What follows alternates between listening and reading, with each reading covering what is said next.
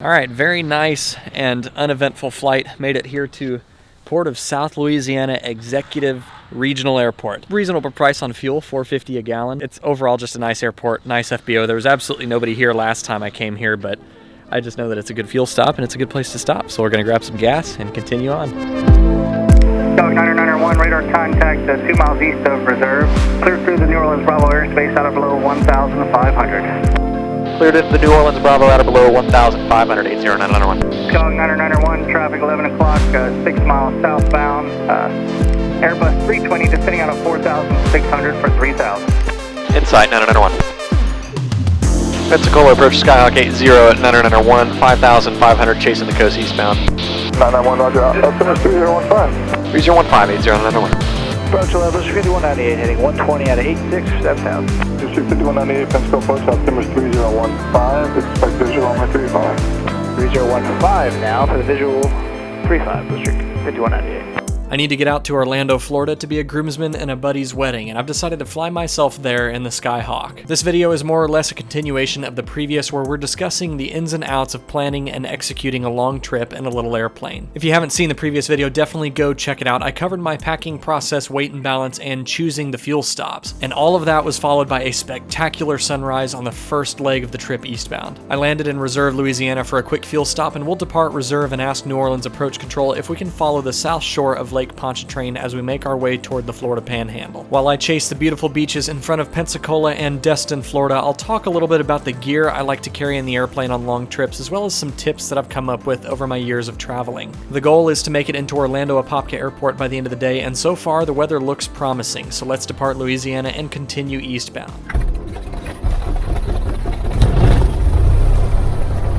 Alright, since there's virtually no wind, I'm just going to point it right at the hold line here. I'll just get this turn going toward the runway, and we'll rev it up real quick and check the mags and stuff, and then back it up with the checklist. Left mag out, rise and 4, back to both. Right mag out, rise and 4, back to both. Both of those sounded great. Carb heat, carb temp rises, get a drop in RPM, and the EGTs fall. Back in, carb temp comes back down. Run up checklist brakes, fuel is on both, and the trim is set for takeoff. We're good there. Flight instruments cross-checked and calibrate. 1700 mags test, carb heat, vacuum not applicable at amps, volts, oil pressure, oil temp, idle check, closed friction lock. Pre-takeoff checklist, flaps set 0 to 10. We want the flaps all the way up for this takeoff. Mixture set for best power. We go full rich at sea level. Carb heat is off. Transponder squawking altitude VFR. Heading bug is set to runway heading 170. Doors and windows closed and latched. Closed and latched, closed and latched. Pre-takeoff checklist complete. Any questions? Didn't think so. Port of South Louisiana traffic, Skyhawk 809991, taxiing on to runway 17. We're going to be a VFR departure out to the east, Port of South Louisiana. A little bit of a left crosswind there.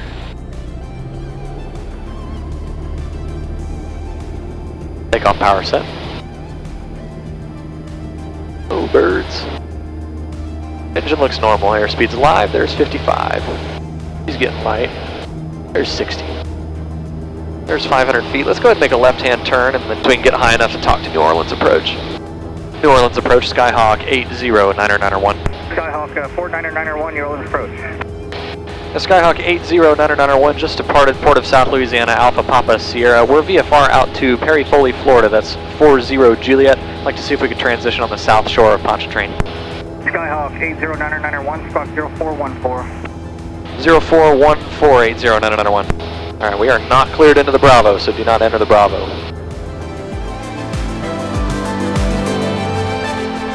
Dog 991, radar contact 2 miles east of Reserve. Clear through the New Orleans Bravo airspace out of below 1,500. Cleared into the New Orleans Bravo out of below 1,500, 80991. Sweet! Dog 991, what is your requested altitude to 40 Juliet? Did you want to fly following just through the Bravo or all the way there? We'd like fly following all the way there if we could. 5,500 would be perfect. Dog 991, roger, standby. Dog 991, I'm maintain VFR at 5,500. VFR up to 5,500, 80991. Alright, cool. I was going to say, we're not going to be able to see too much that low, but let's go ahead and just climb. Sweet. Run 1265, IFR cancellation received, radar service terminated, squawk VFR, frequency change approved.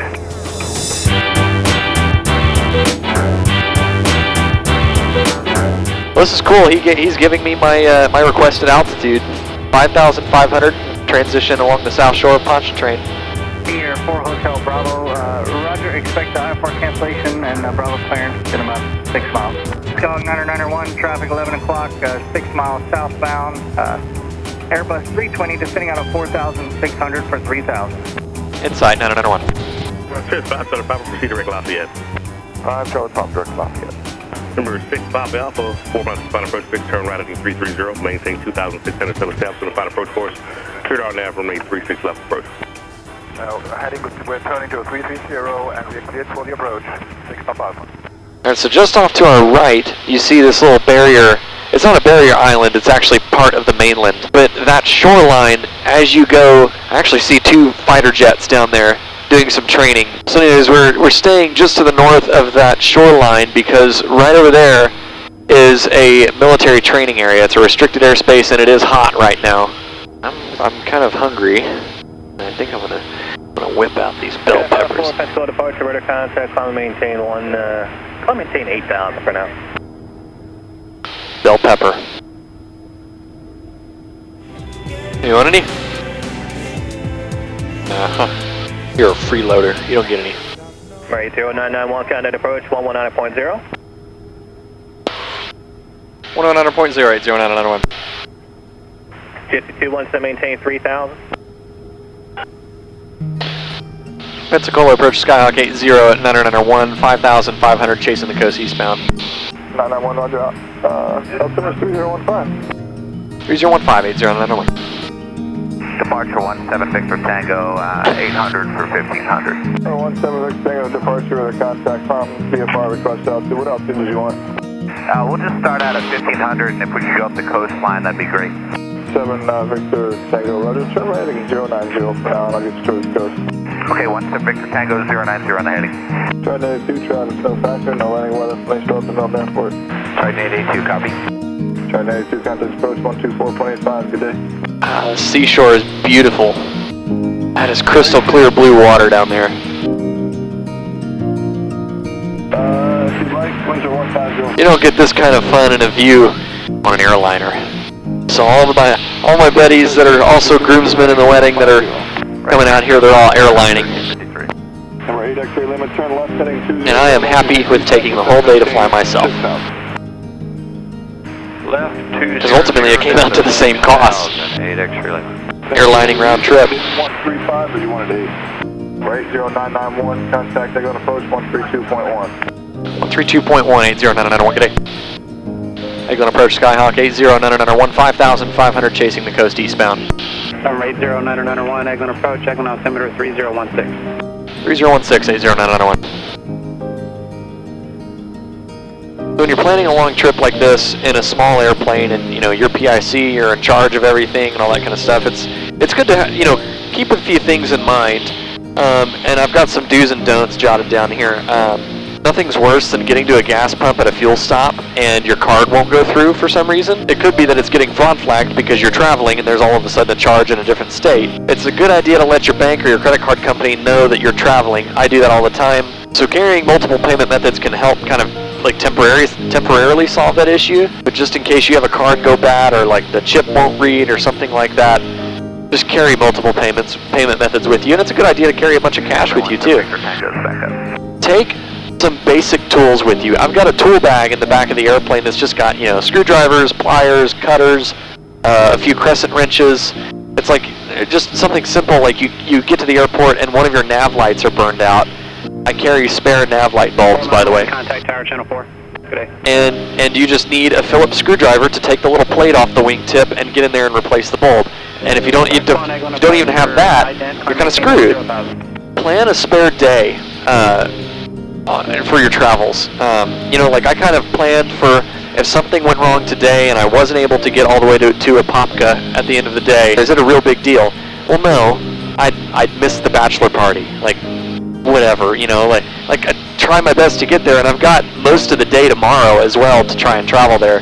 Basically, just be flexible with your plans and kind of plan to have something go wrong that delays you a day.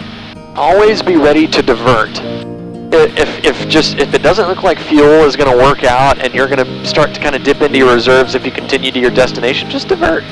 You know, make note of where the last airport is that you could possibly stop at. You know, like Destin Airport is right down here, Destin, Florida. I could easily just be like, you know what, I'm going to stop and get gas here before I continue, and just grab fuel. And then you can reassess and like rearrange your stops after that. It's no big deal. Diverting, there's no shame in diverting and changing your plans. Do not cut it close on fuel. I do not mess with fuel. Lastly is survival equipment and you know, being prepared. So there was a little bit ago that I wasn't even rolling cameras. I shut the cameras off to save some battery. Crossing Mobile Bay, Mobile, Alabama. The bay, there was like a 2-minute period where I was not within gliding distance of land, and I was wearing one of these guys around my waist. I just went ahead and buckled this around my waist. This is a manually inflatable life vest, not an automatically inflating life vest. You do not want one of those in an airplane. You want to be able to exit the aircraft before you inflate the life vest if you have to ditch in water. If you lose the engine and you're not within gliding distance of land. I do not like flying single engine outside gliding distance of land, but if you're prepared for it, you're not going to eliminate the risk and bring it down to zero, but you can mitigate it as much as possible. You can mitigate the risk of serious injury or death because you're out there treading water with no flotation device to keep you up. So I've actually got 2 of these in the bag back here, and I did briefly wear it earlier while I was crossing a little bit of water. So like right now, you know, I'm out over the water right now, but off to the left is the beach, and I am well within gliding distance of it. So if anything were to happen, like the first thing I'm going to do is pitch that nose down and go that way.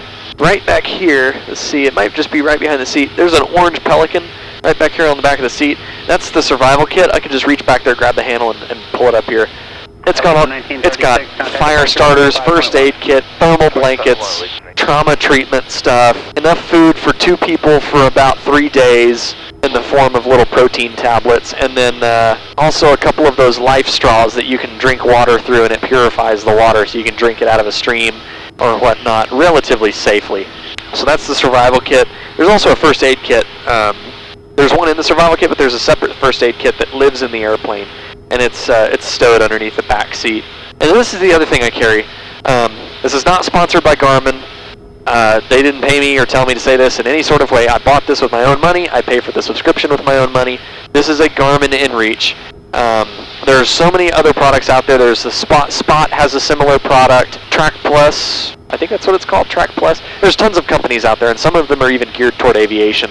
This is a tracker. I have, you know, all my contacts in here. I can have, you know, a group of people that I choose, keep up with my position, my location throughout the day. I can send and receive text messages through satellite. It's got its own phone number. So I pay $50 a month to keep that up, but this is a lifesaver.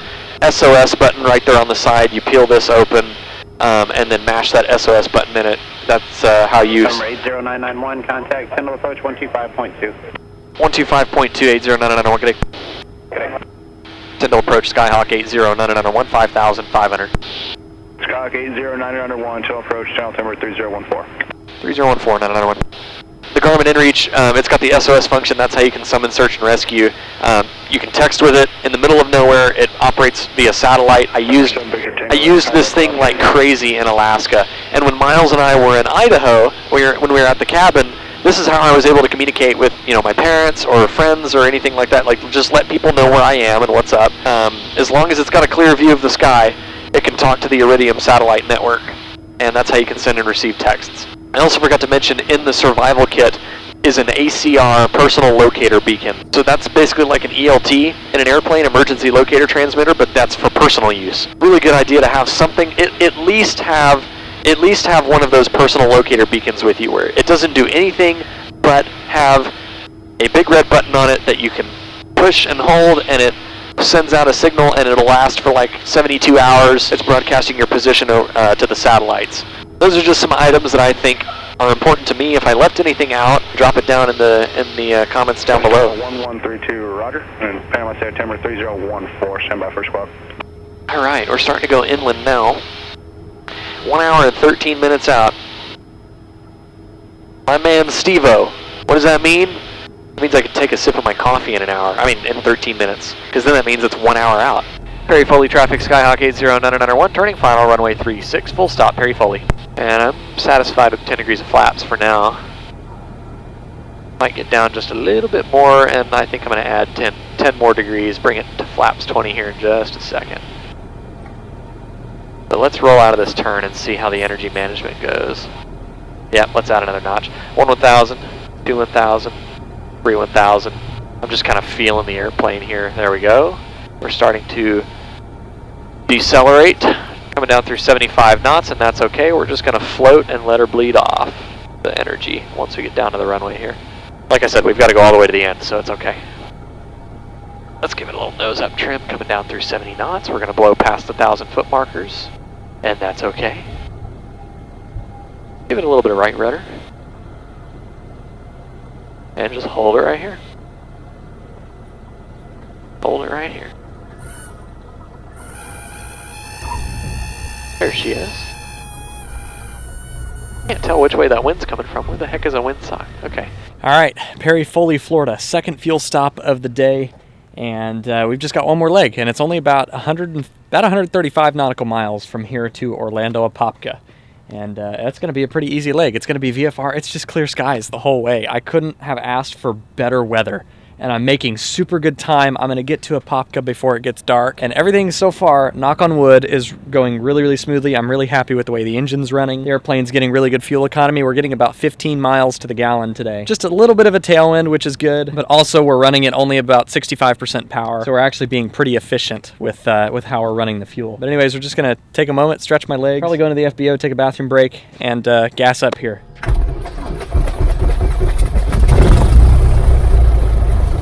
The actual run-up is all good. Let's run through the checklist just real quick. Brakes, fuel on both, trim set for takeoff, and flight controls free and correct. Up, down, elevators up and down, and we got good freedom of movement.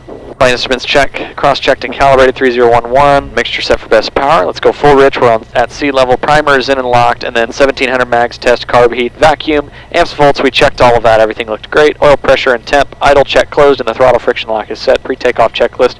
Flaps. Just cycle, make sure they move, and we want them all the way up. Mixture set for best power, the carb heat is off. Transponder squawking altitude, we're squawking VFR. The heading bug set to runway heading. Doors and windows closed and latched.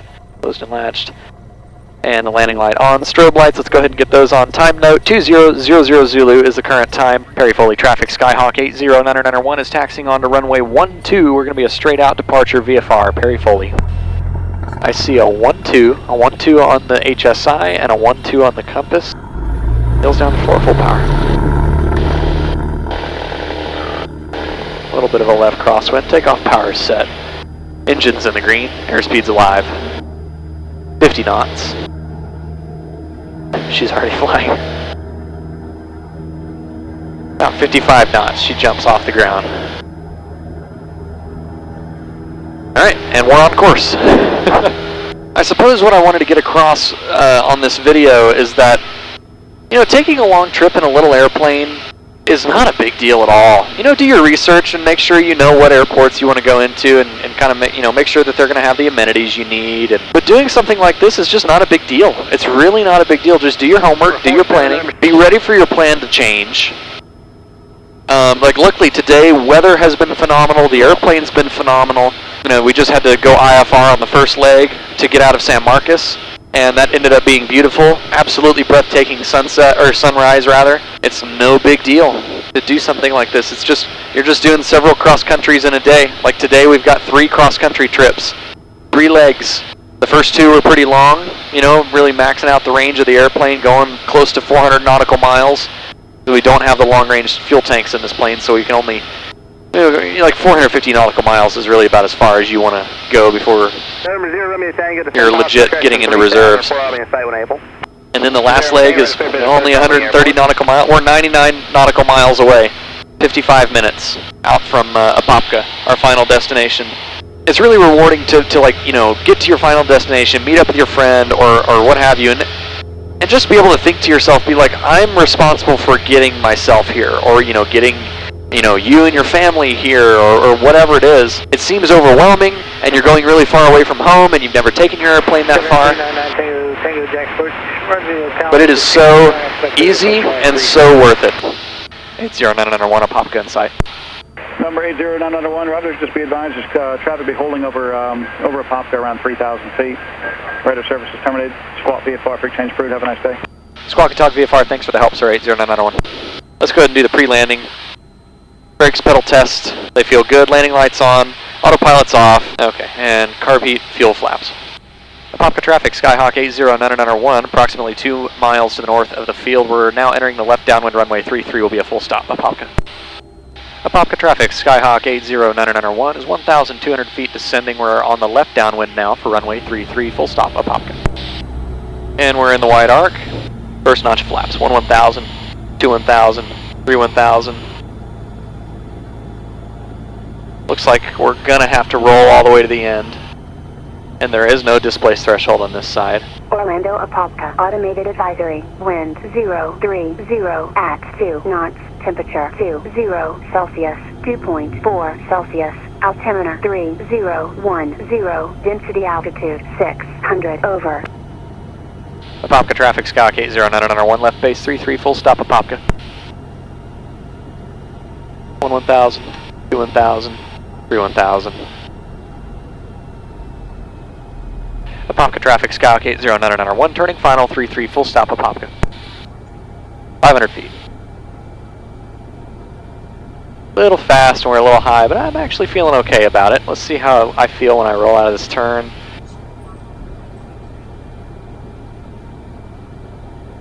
See if we get a sinker here.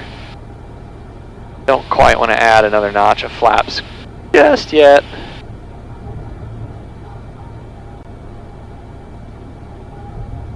I don't think we need any more flaps. Coming down through 70 knots now. And we need to go all the way to the end, so we're just going to float. Just like at Perry Foley. No big deal. Coming down through 60 knots. Yeah, just hold it off.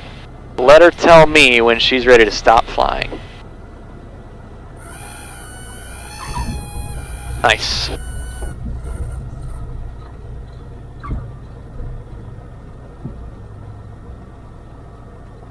Roll the end. And Apopka, Skyhawk's rolling out.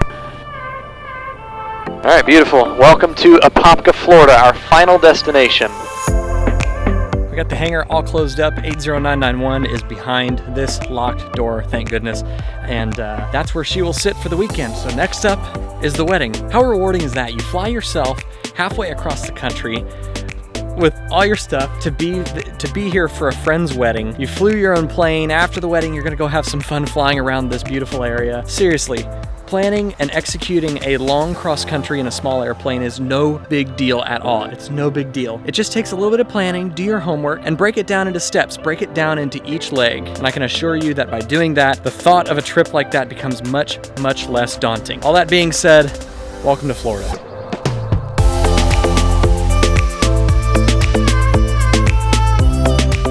It's good to be back in Florida. I have a lot of friends that live here, and the general aviation stage is alive and well in the Sunshine State. Every time I'm out here, it always turns out to be an awesome time with friends, whether it's going to Sun and Fun, flying formation to the Keys, or being a part of a very important day for a close friend. Using your own airplane, whatever it may be, to get you there makes the entire trip even more rewarding, and it's not as difficult to pull off as you might think. I hope the previous video and this one inspires you to take a long trip of your own and branch out of your local area to really let your airplane take you somewhere. Even get an instructor to help you plan it if you need to. Speed and travel time tend to make people with small airplanes shy away from taking long trips. But there were times on my way home that my ground speed dipped as low as 70 knots, meaning that a slightly speeding car on Interstate 10 would be going faster than me, but I didn't care. My view was better than theirs. The trip home was awesome with a good amount of flying through IMC and rain, and I spent a couple of days in Pensacola, Florida to collaborate with Aviation 101's newest sponsor. Stay tuned for those videos. If you liked this video, be sure and hit that like button and subscribe subscribe if you haven't, and if you'd like to support the channel, you can shop merch and gear at aviation101.com/store. If you'd like access to exclusive content such as live streams, giveaways, and full-length edits, you can sign up at aviation101.com/cockpit club. Both of these methods greatly contribute to keeping this channel and this free content on YouTube flowing, so your support is greatly appreciated. Until next time, I want you to get out and plan a trip. Come up with a mission, plan it, and execute it. I want you to stay happy, healthy, current, and most importantly, stay proficient. We'll see you in the next one. Fly safe.